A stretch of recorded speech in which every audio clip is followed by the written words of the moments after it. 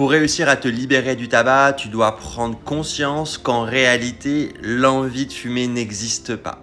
Ce qu'on appelle l'envie de fumer, en réalité, c'est simplement une réponse au manque.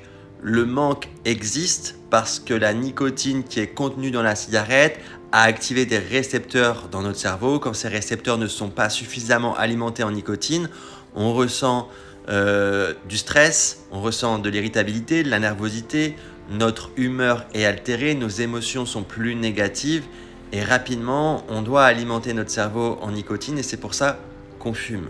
Et c'est à ce moment-là que le problème se crée parce qu'on va s'approprier son addiction comme un choix.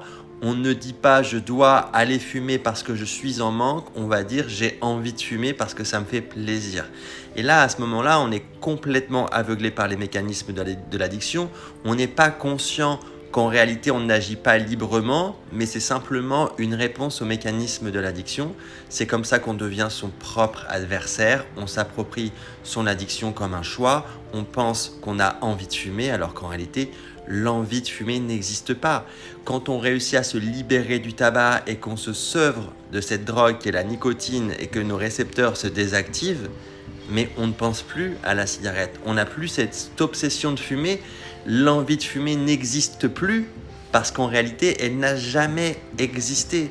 Et c'est vraiment important d'être capable de prendre du recul face à son comportement pour réaliser qu'en réalité, on n'est pas en train d'être libre de fumer cette cigarette, on en est simplement esclave.